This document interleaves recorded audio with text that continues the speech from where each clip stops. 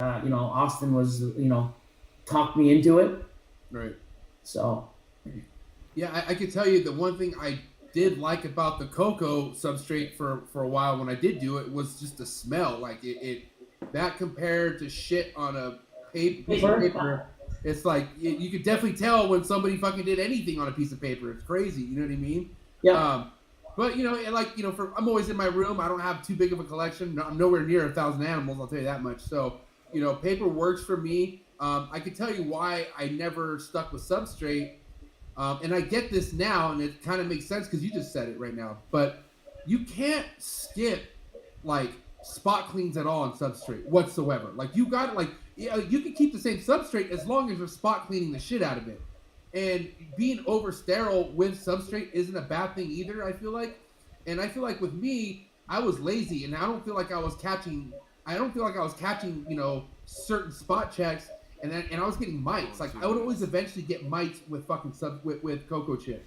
Like I would go like 6, 7, 8 months no mites, and then boom, mites would pop up, and that's why I said what the fuck. And I just every time I'd go to paper, I've never had mites. I haven't had mites in almost 2 years now. You know what I mean? So, but I yeah. get People why. always ask me too. It's like, because people say, "Oh, I got mites from the coconut husk." I don't know. I mean, if you're getting it from a pet store, maybe I don't know. But I mean, I have many people come by, and I'm like, look, I've got probably, That shit hurts. I would literally say 200 blocks sitting inside the facility. I've got open containers. We're making them. I've got, I fill a couple garbage bins on rollers full of Right. cocoa. So I got cocoa all over the place. Got 2,000 animals. I haven't had mites in probably 8 years. Nice. So I don't know. But one thing about mites is when you have a substrate that is porous, that is moist, that's dark. That's what they love. They love that stuff. Right. So you just need one of them to come on in and say, "Hey, I like this shit. Let me breed. Let me lay some eggs," and they just multiply, little fuckers.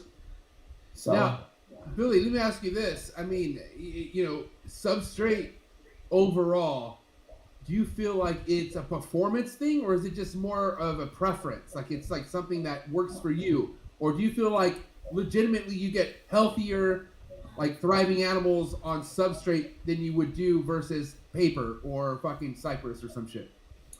no, I think it is a preference thing. I've done. I hate Cypress. I've used Cypress. That lasted about a fucking month. Like, can't stand it. Right. I used Aspen chip for a few years, paper for about 8, and I've been coconut now for 4 or 5 years.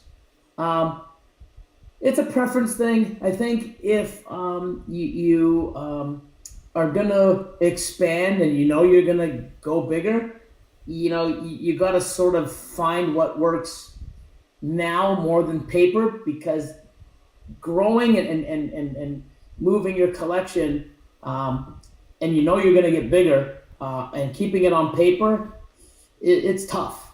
Right. And if you have that goal to move forward and double or triple or keep growing, it's wow. I mean, we had so many. Chris and Nick from the Reptile Ward, man, we'd come in Wednesday nights and Sundays, and we would spend like hours and hours, and it was still like, holy fuck, we only did half. Like, it's nuts, overwhelming. Um, but I do think for breeder females, I like having the coconut or some sort of substrate, but I really prefer the coconut. Um, One reason being is there's a lot of tells that you can see. What, like, when your females are gravid, they will go and they will nest. So they will Right. burrow and bury themselves. Well, not bury themselves, but they will kick the cocoa out to get down to the tub to maximize that heat coming up, Right. and see it. So I did actually a video today for my Patreon that's going to go out tomorrow about the same topic. See her? Here you go. She's nesting. She's gravid. I held her up. Here's how to look for eggs in a snake. Here's what I do. Different things about behaviors and stuff. And I think having a female on paper she can't nest and I think that's really something that they do instinctually, nesting, trying to get that little spot, digging and having a little, nest. Birds make nests. I mean, it's just, to me, I just think it's more natural for them. But I've had, years without it. I just prefer it. I think it's um, something that is, for me, I feel more comfortable doing it, and I think it's better for the animal. But that's just me thinking.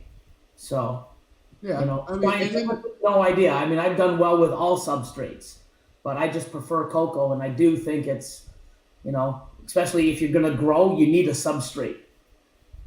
I feel like at the end of the day, like we put these snakes through a lot, with getting them pregnant, wanting them to get fucking, lay eggs. So if you could do anything to kind of give them more of a peace of mind of what they're doing, that's not a bad idea. You know what I mean? Like, it makes sense, with them having substrate, them wanting to feel around, and make it feel like they're actually digging into something. It's just kind of a peace of mind type of thing. Which, yeah. And plus, we leave the urates in, right? So while we grab it, we think it's a scenting, like they go and they scent the corners, or, we leave it in there. It absorbs into the cocoa, dries up. It's not affecting her. She's not laying in her own urine. But they scent. And people always say, well, I go in there and clean, and I go back the next day and they do it again. I really think it's a scenting thing. And it makes them feel comfortable. So we just leave them in. It doesn't harm them. And when we take them off the eggs, is then we clean, all the urates, and we give it a nice clean, Right. Now, the app that you use, Husbandry Pro, is that what it's called, right? Husbandry Pro, yes. Right. Now, kind of like, kind of tell us how that's, elevated your game, or if it hasn't elevated your game. Like, give us some kind of like truth behind how that's actually contribute to what you do each year with, your productions and whatnot. Well, it's just organization. I mean, it's super organized. We have it where, we have, I'll have my computer.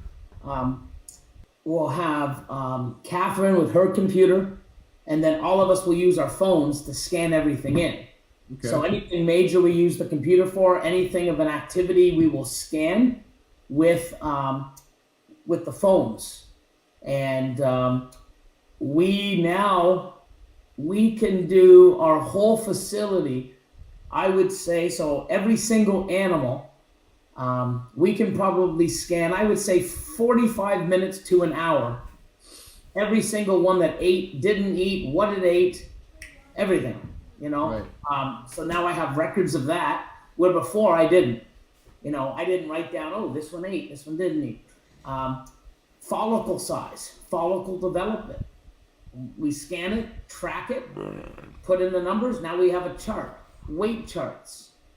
We can go back. But what's great for me, someone comes in and is like, hey, Billy, do you have any piebald stuff? Let me check. I just go piebald. Oh, yeah, I have 287. Cool. What do you have for sale in females with Enchi? Just type in pastel Enchi, female. Tells me, where are they? Right. Oh, I want to see this one. It's 1,200 grams. Okay. I just go in to that snake, and it tells me exactly what rack, what bin she's in, what room. It's amazing. So it's really helped me, and it's good for me to know stuff where when we pair an animal now, so if we pair an animal this week, the software tells me in 4 weeks to pair it again. So it might, when we open up the machine or the computer and we open up Husbandry Pro, it tells us, what to feed, where to feed it, when to pair, when the eggs are ready. I get notifications. Hey, go check your eggs. Your eggs should hatch. But so many cool features. It's awesome. There's so much coming. It's getting better and better, but it is overwhelming. But if you learn how to do it, and you watch the videos or get some practice, it is incredible. It really is.